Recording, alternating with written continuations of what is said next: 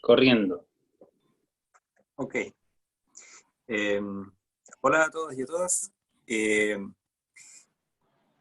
Estamos nuevamente en una nueva conversación. Hoy día nos acompaña Boris Ulloa. Eh, Él es biólogo marino de la Universidad de Concepción, es joven, es de Tomé, y está también terminando su proceso de magíster en paleontología. La intención de hoy conversar con Boris, nosotros lo conocemos hace bien poco a él, pero decidimos incluirlo en esta serie de conversaciones porque igual tiene harta pertinencia en el tema del plesiosaurio de Cocholhue. Con Boris vamos a dilucidar varias dudas que nosotros tenemos como equipo de Museo en Proceso, y me imagino que la gente en su casa también tendrá varias dudas que esclarecer. Así que ahí vamos a ir conversando con Boris. Eh, Así que eso, le doy la bienvenida y bienvenido Boris, muchas gracias por estar con nosotros. Mm. Hola, muchas gracias por Quizás la invitación a participar. si te presentas primero. Eso. Sí, Debo. bueno, como dijo Daniel, yo soy biólogo marino de la UdeConce y actualmente estoy parte del programa del Magíster en Paleontología en la Universidad Austral de Chile. Estoy en mi etapa de tesis. Y eso, y agradezco mucho la invitación a esta instancia porque creo que son súper necesarias y súper importantes para informar a la comunidad y divulgar y todos sepan lo que hay en Tomé y lo valioso que es. Eso. Así Había que feliz de una, aportar.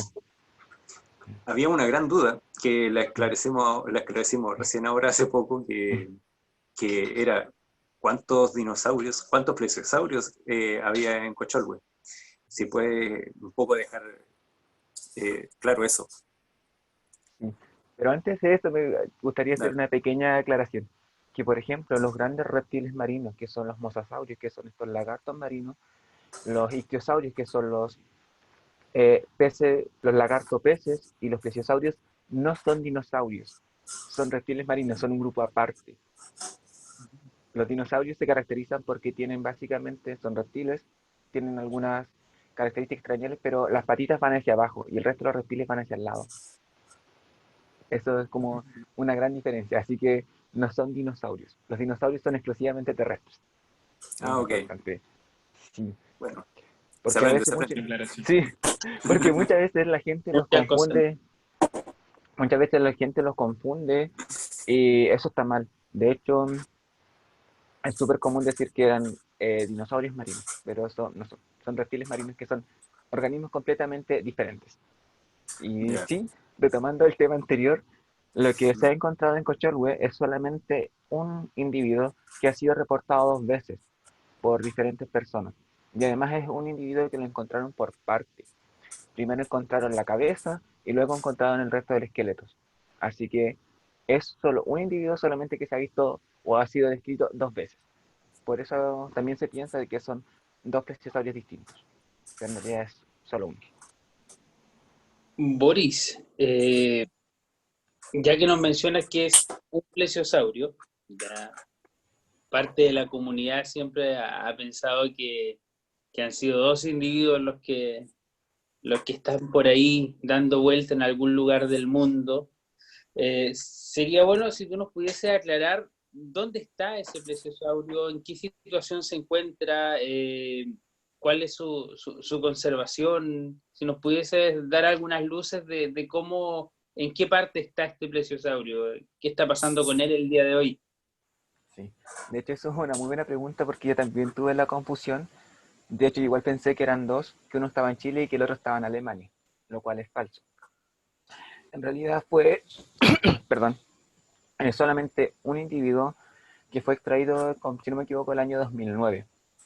Y dentro del equipo de extracción que estaba aprobado por el Consejo de Monumentos Nacionales, venía un paleontólogo recién llegado de Alemania. Y como la roca en la que estaba contenido era tan dura, y en Chile en ese momento no había metodología para limpiarlos y estudiarlo mejor, se pensó que se podía llevar a Alemania. Por eso se dice que hay uno que está en Alemania, pero solamente Al final eso no pasó y estuvo un tiempo en el Museo Geológico de la Universidad de Concepción. Ahí estuvo como un par de años, si no me equivoco. Y luego, ahora está en el Museo Nacional de Historia Natural. Está, de hecho, por ley debería estar ahí, porque el plesiosaurio que sacaron aquí en Cocholhue corresponde a una especie nueva, y cuando uno describe una especie nueva tiene que poner un individuo tipo, con el que tú vas a comparar este individuo con todo el resto para saber si corresponden a la misma especie o no. Esto hace que este individuo sea un poco más importante que el resto y tiene una denominación que es holotipo. Y este holotipo, por ley, debe estar en el Museo Nacional de Historia Natural en Santiago. Y ahí es donde está resguardado actualmente el ictiosaurio completo. O sea, todo lo que se logró rescatar. No sé si respondí la pregunta. Sí, Sí, demás.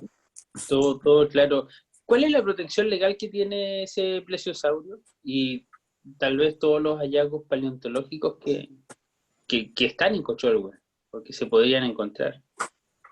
Eh, por la ley del Consejo de Monumentos Nacionales 17.288, absolutamente todos los fósiles se encuentran protegidos por ley, al igual que los yacimientos fosilíferos, todos, por el solo Ministerio de la Ley. Esto quiere decir que no necesitan declaratoria ni nada. Basta con el hecho de existir, que uno sepa que están ahí para estar protegidos. Incluso que no estén publicados, aunque los paleontólogos no lo conozcan. Por ejemplo, si ustedes van caminando por la playa de Tomé y se encuentran, no sé, un fósil de lo que sea, y son los únicos que los ven, cuando ustedes los ven, ya hace que ese fósil esté protegido, porque ya se reconoce.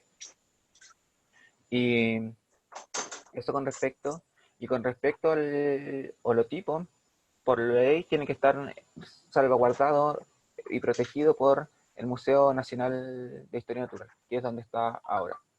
¿De dónde está ahora? Sí. ¿Qué pasa cuando alguien va por la calle? No, tal vez no por la calle, pero Y se pongámonos encuentra en el un Tomé plesiosaurio. y si uno va por Cocholhue y se encuentra con otro plesiosaurio. ¿De quién es? ¿A quién pertenece? El plesiosaurio pertenece por ley al Estado chileno. Por eso cuando uno saca un plesiosaurio, o un fósil cualquiera, no solo el plesiosaurio, dientes de tiburones, tortugas, peces, moluscos, lo que sea, está infringiendo la ley. Y la ley, creo, no me acuerdo cuál es la categorización dentro de las penas, pero son multas que van desde las 50 hasta las 200 UTM, más uno arriesga penas de cárcel que va de 351 a 3 años de cárcel por sacar un fósil, porque están protegidos por ley y son propiedad de todos. Así Ahí Boris, que, sería, sí, Boris, ¿y tú sabes si existe alguna investigación o algún trabajo académico en relación a a la excavación de ese fósil y a la extracción de ese fósil?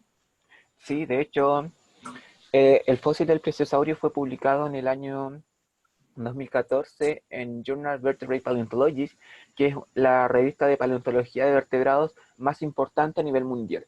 Y el hallazgo del plesiosaurio de Cocholhue fue la portada de la revista. Así que imagínense la importancia que tiene a nivel científico. Ese reptil marino del plesiosaurio que aún está en estudio, aún no están estudiando. De hecho, aquí de Cocholhue han sacado no solamente el plesiosaurio, que es el más conocido, pero también han aparecido muchos dientes de tiburones, moluscos, hojas fósiles, también se han encontrado tortugas, peces y así otro sinfín de organismos más.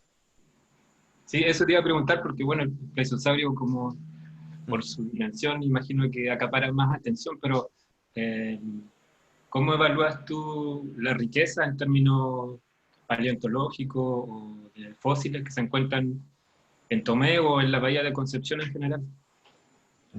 Esa es una pregunta muy buena. Para ponernos un poco en contexto, las edades que tienen los fósiles que están en Cocholhue es la misma edad que tiene la extinción de los dinosaurios. Son contemporáneos. Así que eso ya marca un hito histórico en la evolución, porque es el mismo proceso en general. O sea, piensa que puede ser el mismo proceso que causó la extinción y la fosilización de esos organismos. Y a pesar de que son relativamente antiguos, tienen alrededor de 65 millones de años atrás, que quizás es muy difícil de dimensionar, sobre todo nosotros que nuestro tiempo de vida es súper corto, y la diversidad es muy grande. De verdad que hay muchos organismos, sobre todo marinos, y ha sido estudiado mucho. De hecho, si no me equivoco, los fósiles que están en Cocholwe, Lirquén, en Quiriquina, que pertenecen a todos al mismo grupo, esos llevan siendo estudiados desde el año 1970, aprox. Así que hay harta historia detrás de muchos estudios científicos y reconocidos.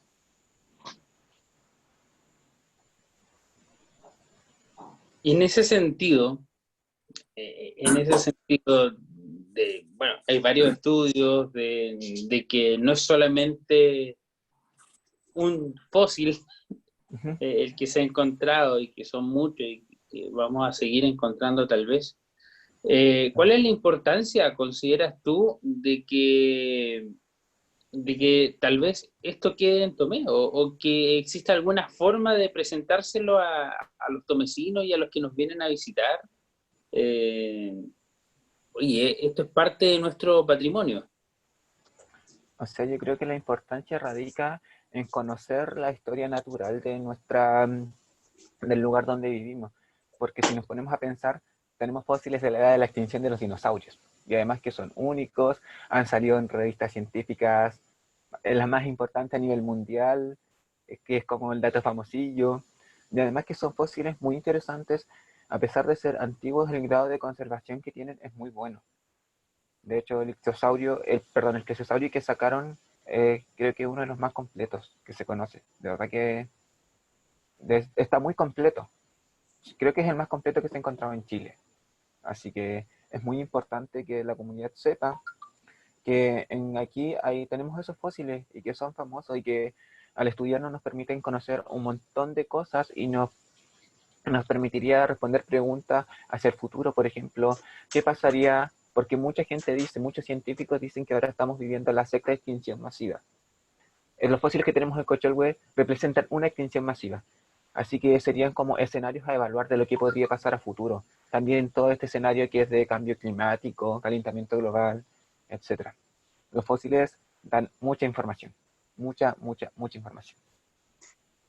Boris, Ujú. eh, por la experiencia que tú tuviste, bueno, conociendo estos fósiles, este ejemplar, y por la experiencia también que nos contabas que tuviste en el mismo museo de la Universidad de Concepción, eh, ¿cómo, ¿cuál es tu posición respecto a Cocholwe y digo su plesiosaurio? O sea, porque mencionabas que hay un impedimento legal que, que, que hace que lo- la gente de Cocholwe no pueda tener fácil acceso a este dinosaurio, perdón, este plesiosaurio. Eh, y, pero al mismo tiempo está en la pertinencia de que ellos conozcan y se enriquezcan también de algo que salió de su tierra. Ahí, o sea, yo como científico tengo como sentimientos encontrados. Porque si bien es cierto, los fósiles no son de nadie. Porque no podemos decir que los fósiles, por ejemplo, son de los tomecinos, son de la gente que vive en Cocholwe, o son de los locos las personas, perdón, que los fueron a excavar, o los sacaron, o del museo en Santiago. Son un patrimonio de la humanidad, porque como dije al principio, cada fósil es único y es irreemplazable. Así Ujú. que yo entiendo que la gente tenga un sentido de permanencia porque se encontró acá y lo consideran que es suyo. Eso lo encuentro y de verdad que lo encuentro muy bacán y, perdón, y de verdad que me alegra mucho. Pero no tampoco podemos olvidar de que los fósiles son un patrimonio de la humanidad. Y en ese sentido, para términos de investigación y todo lo demás, es mejor que esté bueno, aquí me van a cortar la cabeza, pero dada que no están las condiciones actualmente aquí en Tomé y no tenemos, por ejemplo, paleontólogos trabajando en ese organismo, en este momento es preferible que esté en Santiago, en donde está bien cuidado y está bien preservado. Si las situaciones cambian, obviamente que si tenemos un buen museo acá, donde están las condiciones mínimas para proteger un fósil, porque mucha gente dice, ah, no, si tener un fósil es súper fácil, total, ha vivido, no sé, millones de años ahí al aire libre, a la intemperie, lluvias, no sé, ¿qué más da si no está en condiciones óptimas? Y no es así, no es lo mismo, porque de hecho los mismos cambios de humedad pueden hacer que las rocas se fragmenten y se puede perder mucha información. De hecho hay que tener un control para que se preserven bien durante el tiempo. Hay que tener, por ejemplo, en primer lugar se guardan en cajas especiales que no hay en Chile, que son cajas libres de ácido. Después hay todo un proceso para la restauración y se usan varios materiales más. Así que en ese sentido, yo me alegro de que un poco de que esté en Santiago, porque al menos allá está siendo estudiado, se le está sacando provecho, se tiene mucho conocimiento científico a través del fósil, está siendo cuidado para que dure más a través del tiempo. Y lo otro que me iba a decir se me fue, pero era sobre, eh, sí, lo que se puede pedir y para demostrar y hacer valer de que aquí fue de aquí donde se encontró este precioso audio y Codelchogbe es importante, porque lo es. Lo que se puede pedir ahora en lo inmediato es una réplica a un calco, que sería básicamente el esqueleto a misma escala, casi mismas contexturas, igual, pero falso. Y eso se podría instalar. Pero faltan los fondos para hacer todo eso, porque eso no sale barato, un poquito caro. Dentro de la museística hay varias figuras. Y claro, hay, como bien dices tú, mientras no se cuente con un museo propiamente dicho, difícilmente podríamos tener siquiera la mínima aspiración a repatriarlo. Para que toda esta función de darle valor al plesiosaurio y que sea, como bien dices tú, este patrimonio de la humanidad, puede hacerse no en Santiago, pero sí en Cochorbe. Yo creo que ahí hay una distancia importante en términos económicos y de desarrollo cultural y científico también en Chile, que quizás por ahora es una barrera muy alta, quizás para tener esa realidad en Cochorbe. No obstante, estas otras figuras museales, hablo de, por ejemplo, museos de sitio o centros de interpretación, sí son muy realizables y mucho más alcanzables a propósito de lo que tú mencionas de este calco. Hay muchos museos en el mundo, con tal de incluso de atraer visitantes, solicitan réplicas que se venden en internet. Sí, No, de hecho, es un gancho. sí, de hecho en Caldera, en Cerro Ballenas, que es un yacimiento paleontológico completamente impresionante, se han encontrado alrededor de 50, 60 ballenas fósiles completas, que es un hallazgo único en el mundo. A veces creo que se está creando, no sé en qué etapa va, pero están formando un museo de sitio muy bonito. Así que el museo de sitios sí son una muy buena opción.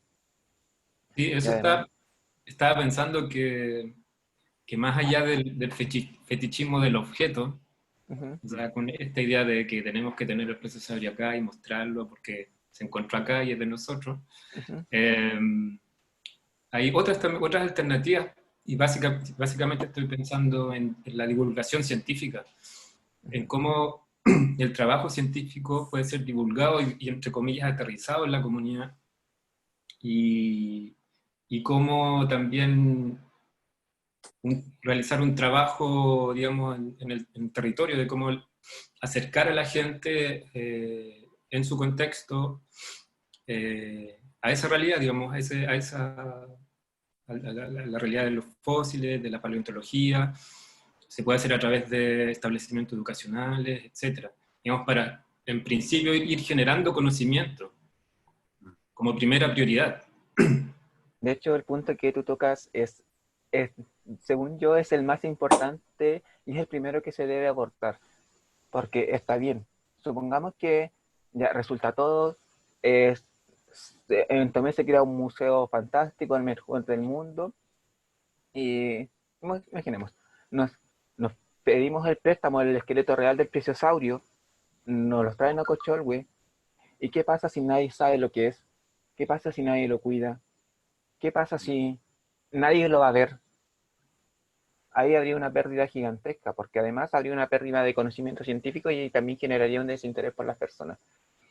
Así que la parte que tú mencionas que es como de comunicación y de educación es sumamente importante. Y esto, por si acaso, lo que voy a decir no es para proteger a los científicos ni nada,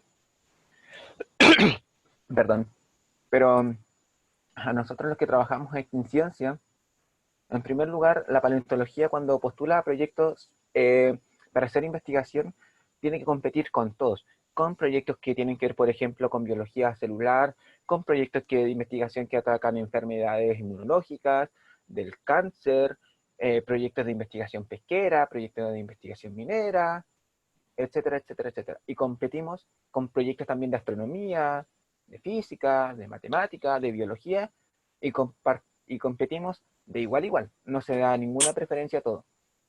Y entre financiar, por ejemplo, un proyecto que investiga, no sé, el cáncer en adultos mayores versus estudiar un organismo que se murió hace millones de años atrás, ¿ustedes cuál preferirían financiar? Y en ese sentido, nosotros también tenemos que dar la pelea, una pelea que es gigantesca para que se nos asignen esos fondos para hacer investigación. Y de hecho se nos asignan muy poquitos fondos a paleontología a nivel nacional, muy poquito. Si, si Chile destina muy poquita plata para ciencia, que es de verdad que es prácticamente nada, lo que le toca a paleontología es menos que nada.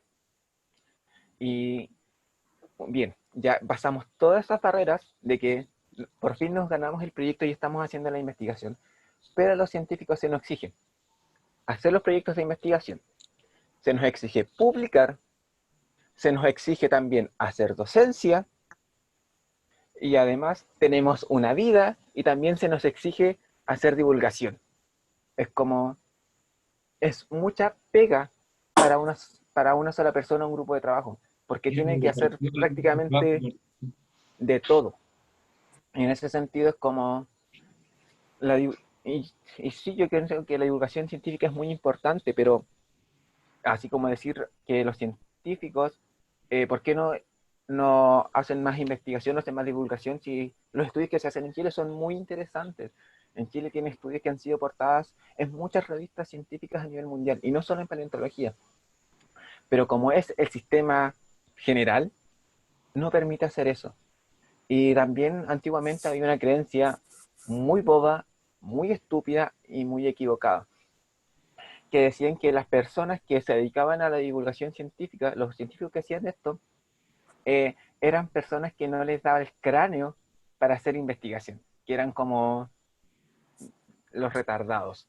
Y de verdad que eso no es cierto, porque yo trabajo harto en divulgación científica y de verdad que es tremendamente difícil, por ejemplo, hablarle de genética de poblaciones a un niño de kinder.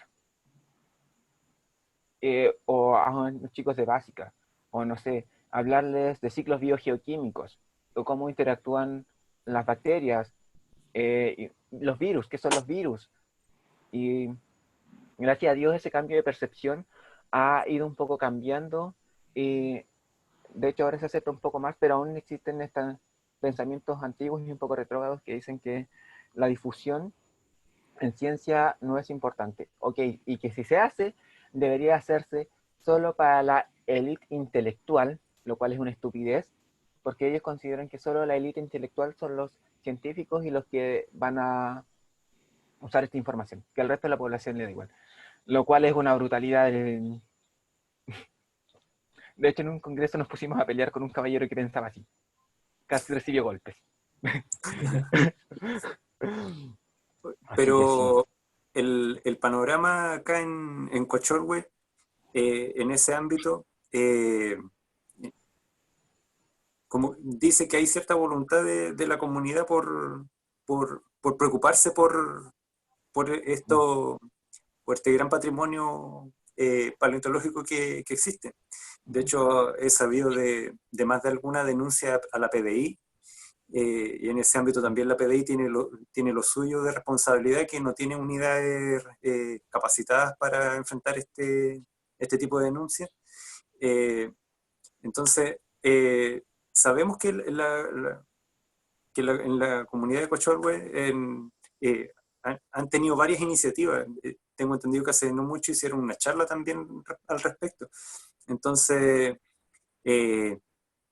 falta más que quizás formar una institución primero, quizás el tema de hacerse cargo del problema, a través, como decía David, o tú mismo, de educar a la gente, de educarnos nosotros mismos los tomecinos, que sabemos re poco del tema del plesiosaurio, y de mencionar el gran valor que hay.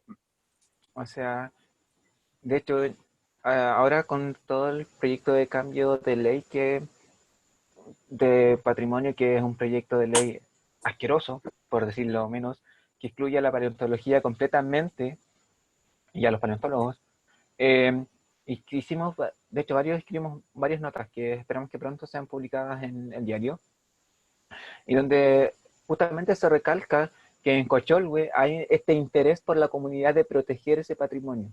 Y eso es un punto inicial muy bueno, porque ya al menos hay un hambre de conocimiento y solamente falta nutrirlo. Falta, no sé, que dar charlas, hacer como experimentos, hacer muestras, trabajar con la comunidad, ir a colegios, ver con los pescadores. Y eso es un paso primordial. Generar este hambre de conocimiento es súper importante, porque después solamente alimentarlo. Y eso es ir, dar charlas, explicarle a la gente.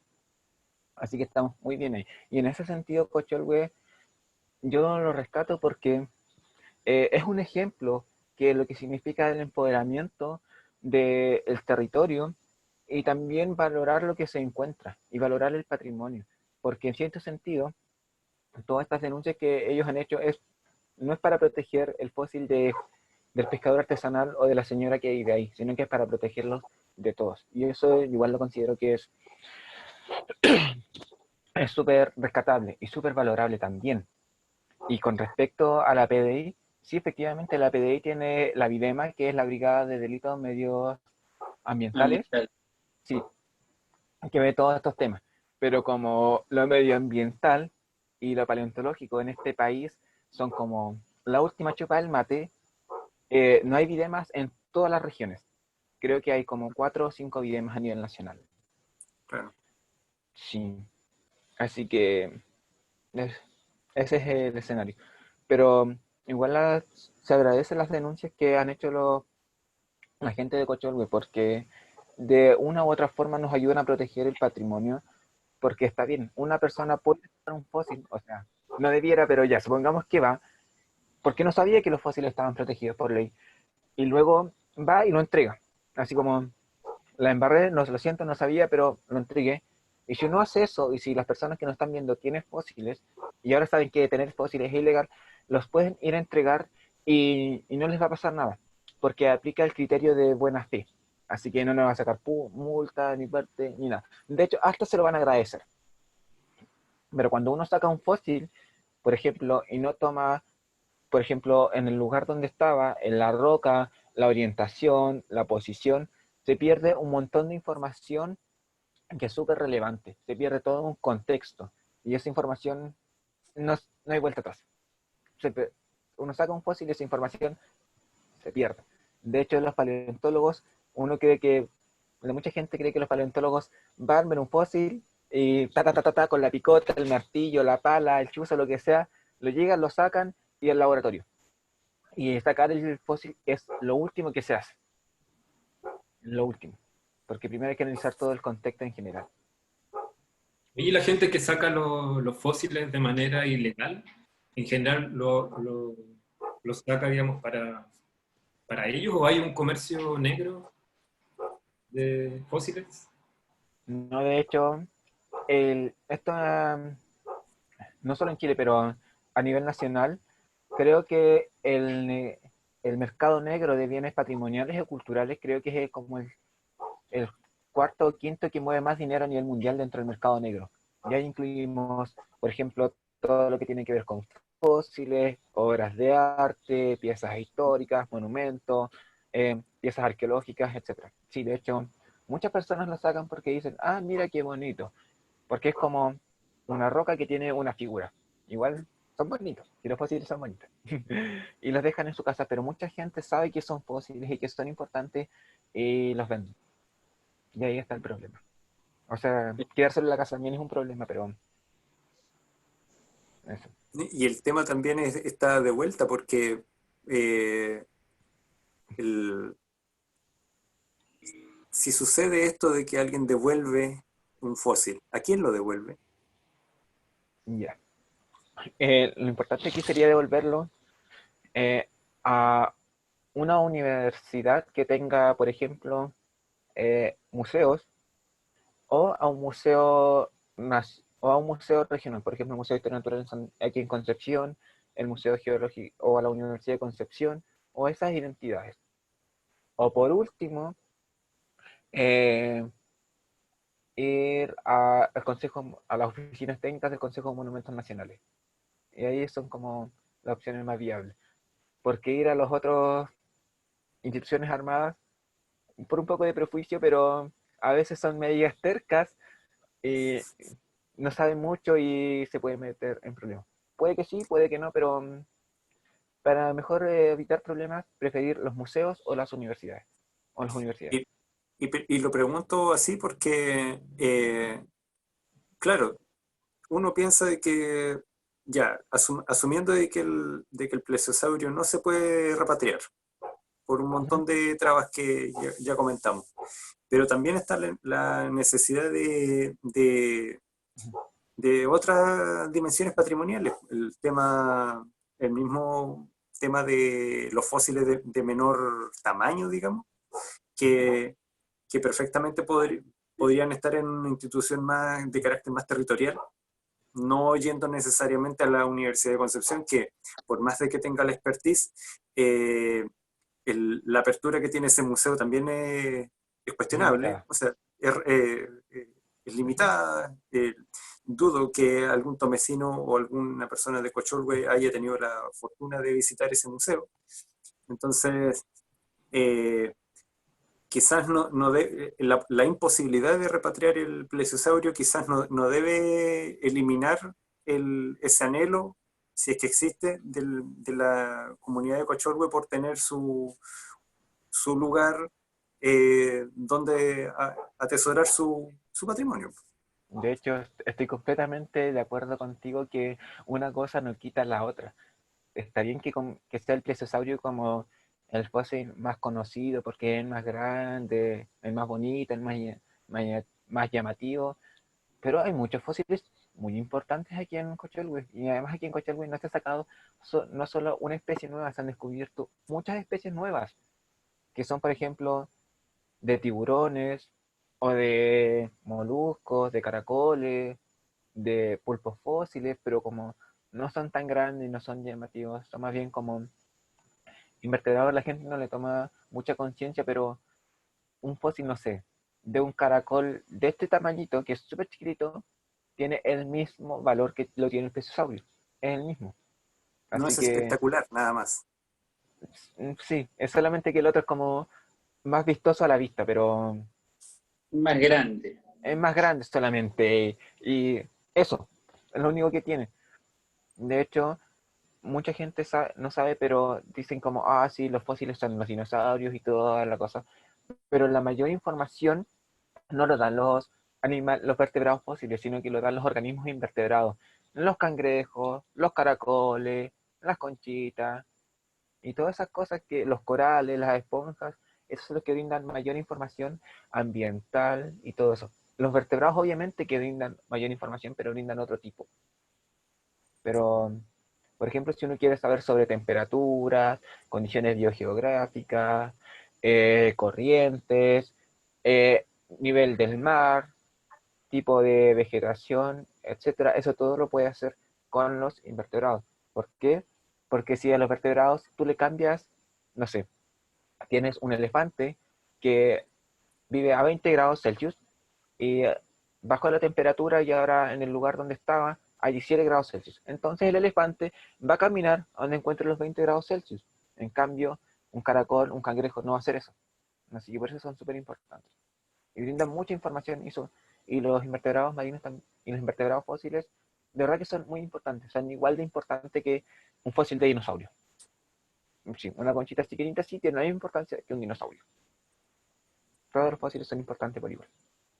Y sería bueno recalcarlo y también expresarle eso a la comunidad, porque cuando uno habla con la gente de Cocholwe, usualmente hacen referencia solamente al plesiosaurio y que quieren de vuelta a su plesiosaurio. Pero Cocholwe es mucho más que el plesiosaurio. También hay tortugas, fósiles, hay tiburones, peces y un montón de otros organismos. Así que el museo, según yo, debería ir.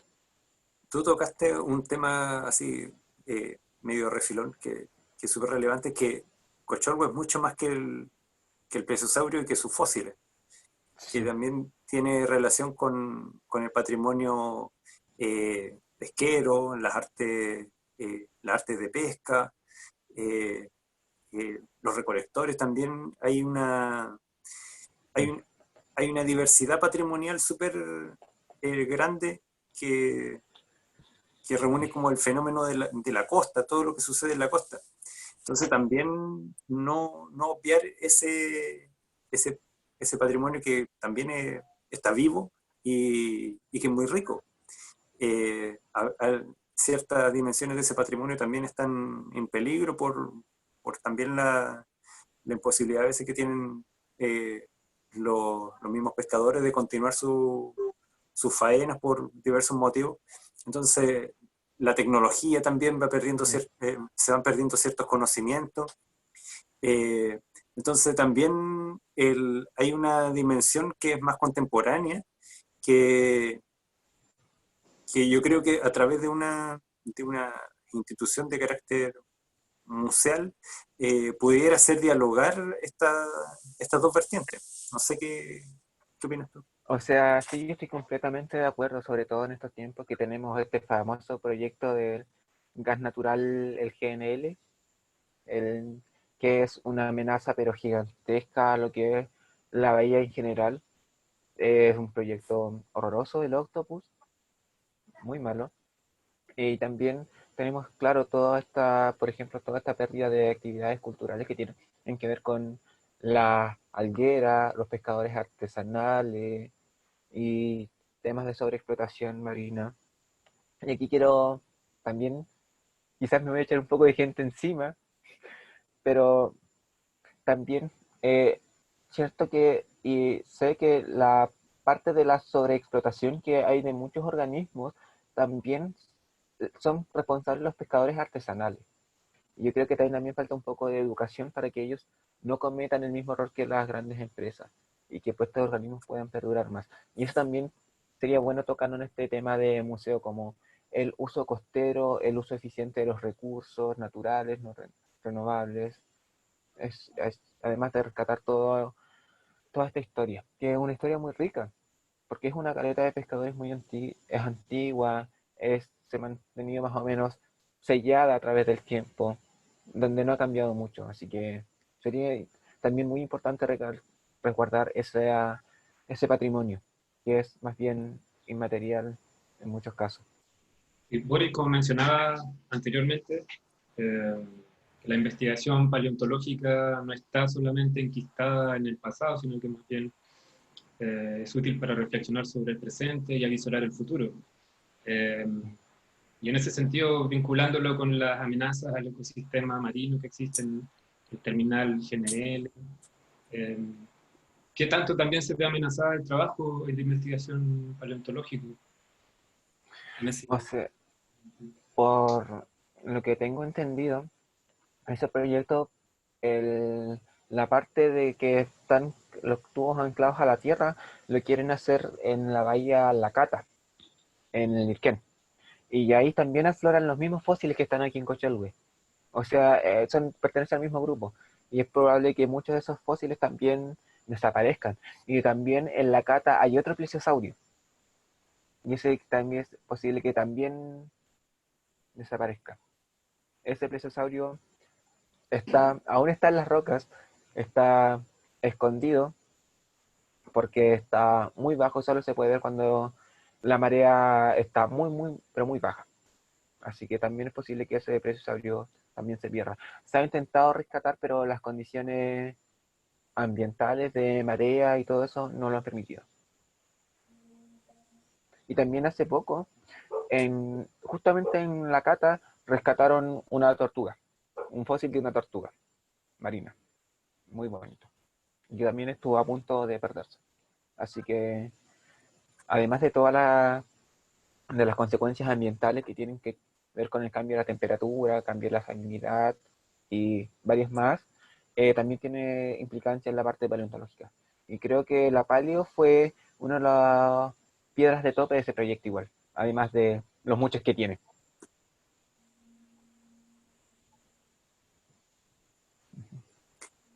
¿Cómo estamos con el tiempo, chiquillos? Estoy medio preocupado. Estamos bien. Oye, antes que, no sé si los demás van a hacer una pregunta, pero a mí me gustaría preguntarle a Boris que ya un poco más así de perspectiva, de tú con lo que has estudiado, con lo que conoces, si te gustaría trabajar aquí en Tomé o en Cocholhue aplicando lo que sabes o tienes otras perspectivas. Ah, de hecho, sí. De hecho, tengo varios proyectos y cosas por hacer. De hecho, ahora tengo una página que es sobre difusión del patrimonio paleontológico chileno. Es un proyecto que empecé hace poquito. Y de hecho, también tengo adjudicado un proyecto Fondar, que es el cual me financia en mi programa de magíster. Y de hecho, tengo que hacer actividades de difusión, no sé cuándo, cuando la pandemia se vaya, en, en Caleta Cocholhue y también en las escuelas rurales, porque no olvidar que ellos también existen y ellos también necesitan saber de ese conocimiento. Quizás están un poco más alejados de lo que es Cocholhue, pero ellos también tienen el mismo derecho a saber, porque básicamente ellos, a base sobre sus impuestos, ellos me están pagando mi proyecto. Así que, y Es todos al una mundo inversión, tienen derechos. es una Sí, inversión para las generaciones futuras. Al final ellos van a ser los que van a tener conciencia, la conciencia que nosotros no tuvimos y los que nuestros antepasados tampoco han tenido.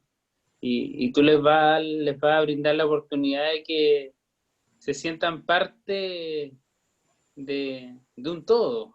Es la idea de hacerles tomar conciencia de su propio patrimonio o de lo que están alrededor, de respetarlo, quererlo, cuidarlo. sí. De hecho, me ha pasado que, por ejemplo, he ido a dar, no sé, charlas o trabajo de difusión y le digo, no, estos fósiles son de Cochelhue. Me ha pasado que aquí en Tomé, en Conce, he dicho, no, estos fósiles son de Tomé y mucha gente queda asombrada porque muchas personas no saben que en Chile hay fósiles. Y Chile tiene muchos, pero muchos fósiles. Así que hay harto trabajo que hacer en esa parte. ¿Tu página es Oye, pública? ¿La puedes dar? Sí, es en Instagram, que es océanos-prehistóricos. Fantástico. Ujú. Ahí ponemos el link, cuando subamos Está la entrevista ponemos el link del Instagram. Vale, gracias. Mm. Y aprovecho de dar un dato publicitario, que espero que esto salga publicado antes del 8 de junio. Bueno, el 8 de junio es el Día Mundial de los Océanos y junto con muchas otras instituciones estamos haciendo un programa muy nutritivo y muy bueno. De hecho, vienen invitados muy espectaculares. De hecho, viene una chica que ha participado en Discovery Channel en la Semana del Tiburón a hablar de tiburones. Viene el director de Nat Geo, de Pristine Seas, a hablar de Patagonia sin salmoneras. Y por la parte paleo, viene Judith Pardo, que es una paleontóloga joven, eh, que es reconocida a nivel mundial porque ella encontró ictiosaurios en trabajo de parto en Chile. Sí, así que va Wow. a estar muy bueno. ¿dónde se va a realizar eso? Esto se va a realizar por el canal de YouTube de la Fundación Mar y Ciencia el lunes 8 de junio desde las 6 de la tarde. Ok. Ah, bueno, De hecho, felicitaciones. Ujú. ujú, Anotados. sí. De hecho, después les puedo mandar el afiche de la actividad que debería estar entre hoy y mañana. Fantástico, Museo en Proceso, ahí lo Ujú, Lo promocionamos. compartí. Mm. ujú. Sí, eso. Ya, pues. ¿Estamos o no? Estamos. Boris, muchísimas gracias por enseñarnos tanto, Sí, por enseñarnos tanto. La muchas gracias, paleontología Boris. muchas veces queda después de la historia. Muchos Ujú, dicen que la arqueología, la paleontología es una ciencia auxiliar, ¿no? Nosotros aprendemos de ello. Nosotros ujú. podemos auxiliarlo a ustedes. Sí. Gracias, muchas gracias por enseñarnos, muchas gracias por generar conciencia y Ujú, obviamente por difundir todo lo que los tomecinos tenemos ujú, en tu ámbito. no, de verdad, muchas gracias a ustedes por la invitación y felicitaciones por este proyecto que espero de verdad que resulte y salga un muy bonito museo y que todos podamos aportar y conocer y ser una ventana al mundo para, para lo que sea, historia cultural, historia natural. Tomero tiene todo y Cochalvo igual. Así que, Gracias, Boris. Te pasaste. Gracias, Boris. Estoy bien. sí, Gracias. chao, chao.